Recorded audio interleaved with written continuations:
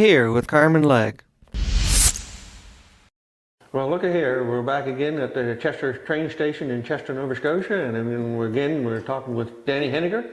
And this segment, we're going to talk about the actual 90-foot stone that was found in in early 1800s. Yeah, very good. All right. So what do we have here? Is this the actual stone? No, it is not. Oh. And I wish it was, because I'd have people lined up down to the street come in and see this stone then. This is a replica. Okay. And it's a replica based on all the information I could gather, or the best sources that I could get my hands on. And I personally feel at that particular time the best source of information was R.V. Harris's book. And there's descriptions in there of the stone, and in 1935, I think it was, as Harry Marshall was among the last people to have seen the stone, and he gave a pretty good description of what the physical size was of the stone. I don't know really who the guy was. I don't know anything much about him. I don't know if he knew what he's talking about or not. But I believe that this man saw the stone, and I believe that his measurements that he remembered were as accurate as we're going to get. Mm-hmm. So what I did, because this is such an integral part of the story, I went out to a place in Windsor, Nova Scotia, where they make tombstones. And I wanted to contract them to create for me a replica of what the 90-foot stone would have looked like. Also called the inscribed stone, also known as the warning stone. Mm-hmm. So I went into them, and the first thing that surprised me was I told them I was looking for a rock that might be like a Swedish green porphyry. And they said, oh, we've got that out in the yard. And that knocked me off my feet. I thought, oh my goodness, they got, because that's how it was described as looking at in R.V. Harris's book, a green porphyry. I'm no stone expert, so when they showed me this stone, I thought to myself, green? I suppose so. Yeah, it sort of has a green, it's a greenish tint to it, yes. So anyway, this is the same style of stone as the inscribed stone was alleged to have made from. Okay, and you say it's porphyry? Porphyry. Okay. I know that the Romans used a lot of porphyry in their monuments. Did they? Yes. And also in Egypt, ancient Greece, they used a lot of porphyry in their monuments. How heavy is this? Oh my God, Carmen, this is enormously heavy. When I brought this in here from Windsor, when I brought it down to put it on display, I built a great big frame with a 2x4 sheet solid, and I had two burly guys slide this up on a ramp to put it up here, and it's held in place with some wood. It won't fall down. There's actually a hollow interior of this stone. And it was that heavy, my two burly guys couldn't just pick it up and lift it there. They had to slide it up. So that's heavier than this is very granite, heavy, yeah. Very heavy. Yeah. Yeah. It's enormously heavy. I wouldn't even guess at the weight, but I couldn't pick it up. I could pick up a corner of it, sort of thing, but not strong enough to pick that up. And you have some inscriptions on there. So these inscriptions that are on the stone, which are kind of difficult to see, I probably should have them outlined with something, but we have a line up here, and we have a line down here, and that is faithful to what you see in the books, and they'll write down what the characters actually looked like. And as you well know, we have no photograph of the original stone. We have no tracing, no rubbing. So we really don't know what was on the face of the stone. What's on the face of the stone, or what we see represented in books that was supposed to be on the face of stone, was done from memory by an old school teacher.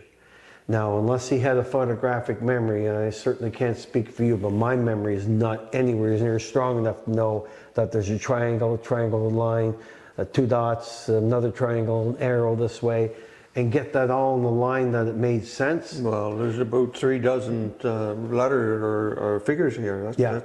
It's hard to remember all the shapes, not only in what order they were found in as well. And of course, we know that this stone, when Harry Marshall saw it in 1935, it was smooth. There's nothing on the stone. Where did he see it? In Halifax. I'm going to guess probably at the last place that it was in storage. It's written on the sign there. I can't remember where it was. But what is the story of the stone? How did it get moved around?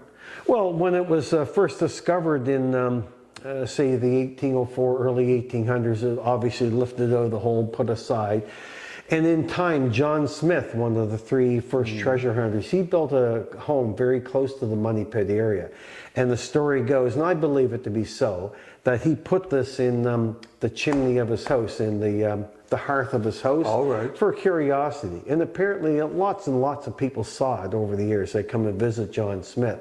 So I know for a fact that if he had this cemented into the hearth of his fireplace, if you find the original today, if the original was to be found, you'd find cement along the edges of the stone where it was at one time cemented into the fireplace. Right, right. If you find the stone that doesn't have any lick of that onto it, I'm suggesting it's probably not the original stone.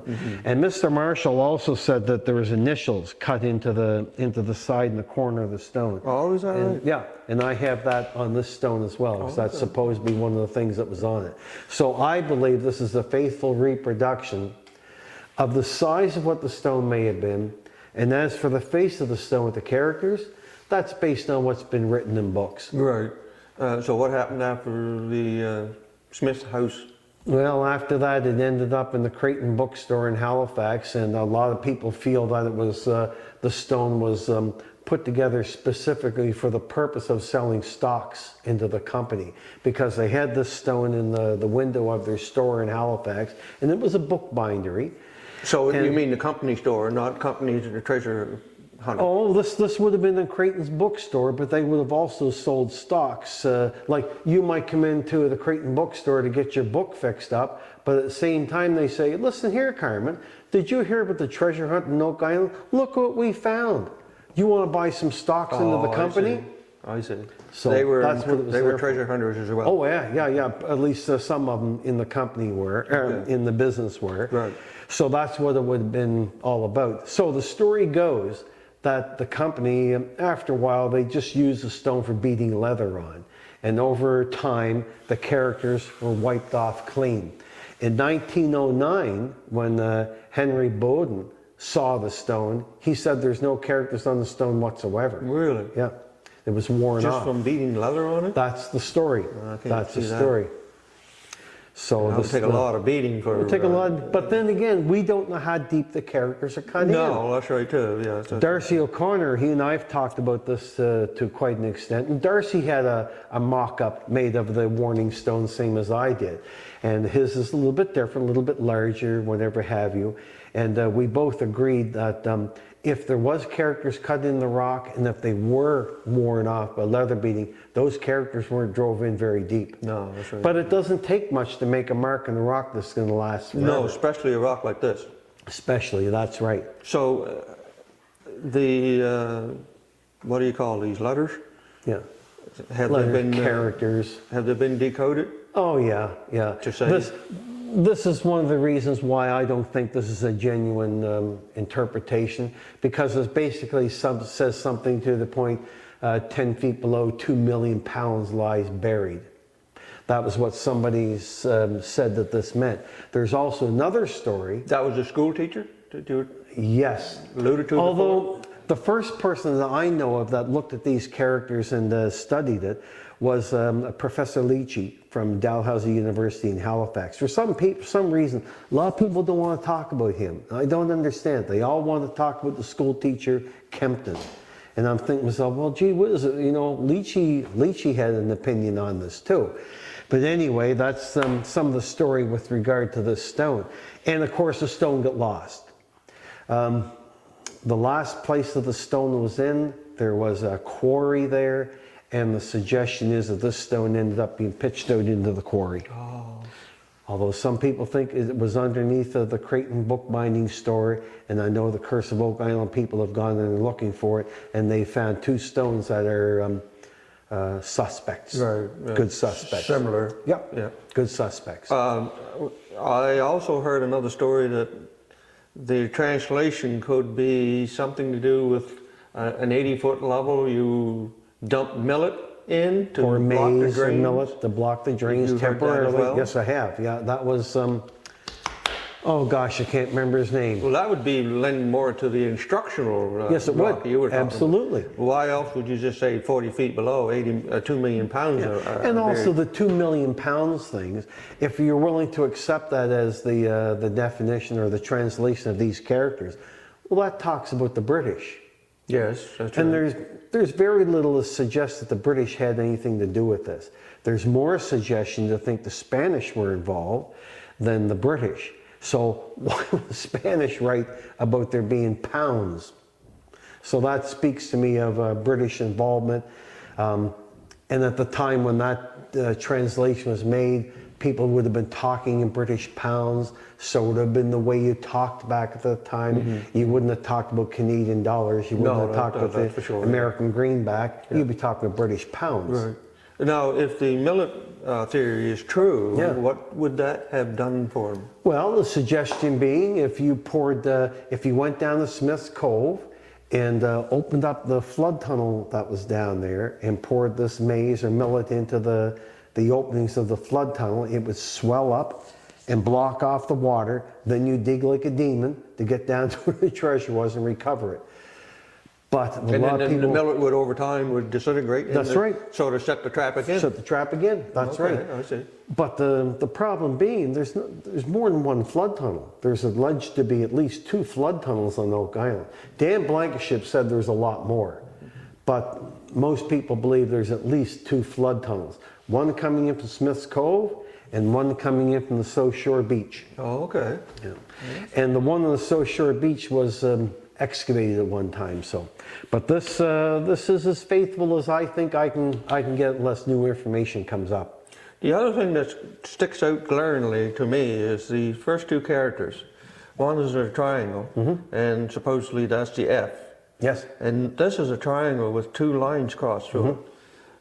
Some people dismiss that as a mistake.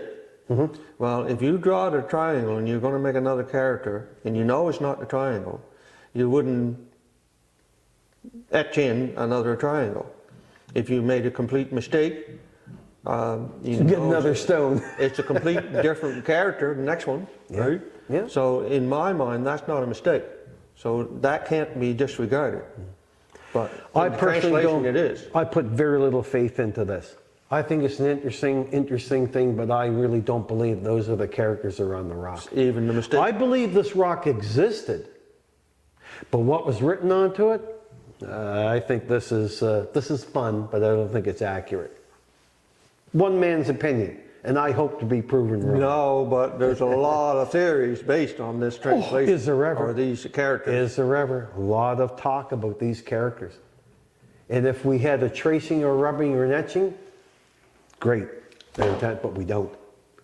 So, Not that we know. not that we know of. okay. And I always maintain, Carmen, that somewhere in some old grandpappy's closet or a storeroom somewhere, that there's a cigar box that there may be a photograph of this stone. Maybe. Because certainly photography existed when the stone still had the characters onto it, or awfully close to it. So maybe someday we'll find a rubbing, a tracing, a photograph, because stuff comes up all the time from Oak Island that you just don't think of. And I told you a story a little while ago about a recent artifact that's come in my hands. We can talk about that some other time. We certainly will. So new stuff comes in all the time. Well, that's wonderful. Yeah.